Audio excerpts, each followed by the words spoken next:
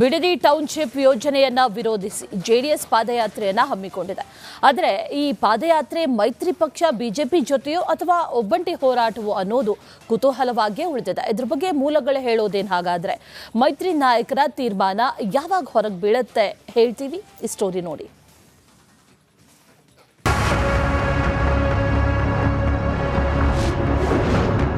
ಹೆಸರಿಗಷ್ಟೇ ಮೈತ್ರಿ, ಹೋರಾಟ ಮಾತ್ರ ಪ್ರತ್ಯೇಕವ.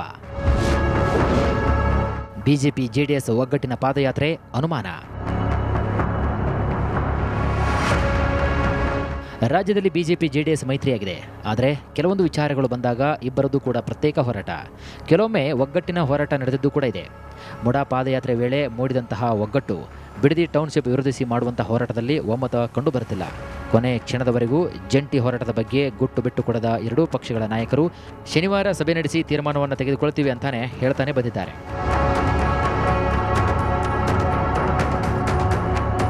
ಈಗಾಗಲೇ ಜೆಡಿಎಸ್ ಬಿಡದಿ ಟೌನ್ಶಿಪ್ ವಿರೋಧಿಸಿ ನಡೆಯುವಂತಹ ಪಾದಯಾತ್ರೆ ದಿನಾಂಕ ಅನೌನ್ಸ್ಮೆಂಟ್ ಮಾಡಿದೆ. ಇದೇ ತಿಂಗಳು 9, 10, 11ರಂದು ಪಾದಯಾತ್ರೆ ನಡೆಯುವುದು ಫಿಕ್ಸ್ ಆಗಿದೆ. ಆದರೆ ಮೈತ್ರಿ ಹೋರಾಟವೋ ಅಥವಾ ಜೆಡಿಎಸ್ ಒಂದೇ ಪಾದಯಾತ್ರೆ ಹಮ್ಮಿಕೊಳ್ಳುತ್ತೋ ಅನ್ನೋದು ಸೀಕ್ರೆಟ್ ಆಗಿ ಉಳಿದುಕೊಂಡಿದೆ. ಮೂಲಗಳ ಪ್ರಕಾರ ಈಗಾಗಲೇ ಜೆಡಿಎಸ್ ಪಕ್ಷ ಬಿಡದಿ ಹೋರಾಟದಲ್ಲಿ ಬಹಳ ದೂರವನ್ನು ಕ್ರಮಿಸಿದ್ದಾಗಿದೆ. ಹೀಗಾಗಿ ಜೆಡಿಎಸ್ ಒಂದೇ ಪ್ರತ್ಯೇಕ ಹೋರಾಟವನ್ನು ಹಮ್ಮಿಕೊಳ್ಳುವ ಸಾಧ್ಯತೆ ಕೂಡ ದಟ್ಟವಾಗಿದೆ ಅಂತಿವೆ ವಿಶ್ವಾಸಾರ್ಹ ಮೂಲಗಳು.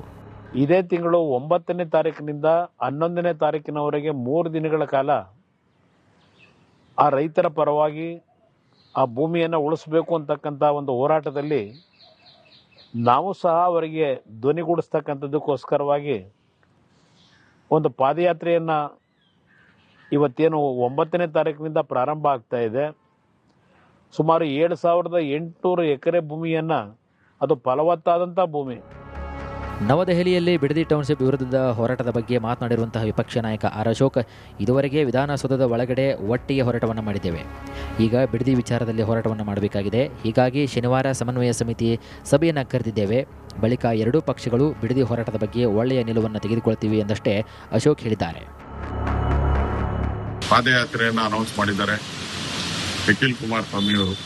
ಅದೇ ರೀತಿ ವಿಜಯೇಂದ್ರ ಅವರು ಕೂಡ ಪಾದಯಾತ್ರೆಯನ್ನ ಅನೌನ್ಸ್ ಮಾಡಿದ್ದಾರೆ. ಆ ದೃಷ್ಟಿಯಿಂದ ನಾನು ಕುಮಾರಸ್ವಾಮಿ ಅವರನ್ನ ಭೇಟಿ ಮಾಡಿ ಒಟ್ಟಾಗಿ ಹೋರಾಟ ಮಾಡುವಂತ ವಿಚಾರವಾಗಿ ಕುಮಾರಣ್ಣ ಅವ್ರ ಜೊತೆ ಮಾತಾಡಿದೆ. ಅವರು ಕೂಡ ಸಕಾರಾತ್ಮಕವಾಗಿ ಮಾತಾಡಿದ್ದಾರೆ. ದೆಹಲಿಯಲ್ಲಿ ಕುಳಿತು ಬಿಜೆಪಿ ಜೆಡಿಎಸ್ ಪ್ರಮುಖ ನಾಯಕರು ಮಾತುಕತೆ ನಡೆಸಿದರೂ ಒಮ್ಮತಕ್ಕೆ ಯಾಕೆ ಬಂದಿಲ್ಲ ಅನ್ನೋದು ಗುಟ್ಟಾಗಿಯೂ ಕೂಡ ಉಳಿದಿಲ್ಲ. ಕ್ರೆಡಿಟ್ ಪಾಲಿಟಿಕ್ಸ್ ಎರಡೂ ಪಕ್ಷದಲ್ಲೂ ಕೂಡ ಜೋರಾಗಿಯೇ ಇದೆ. ಇದರ ಭಾಗವಾಗಿ ಬಿಡದಿ ಹೋರಾಟದ ಕ್ರೆಡಿಟ್ ಪಡೆಯಲು ನಾ ಮುಂದು ತಾ ಮುಂದು ಅಂತ ಹೋರಾಟಕ್ಕೆ ನೂಕು ನುಗ್ಗಲು ಶುರುವಾಗಿದೆ ಎನ್ನುತ್ತಿವೆ ಮೂಲಗಳು.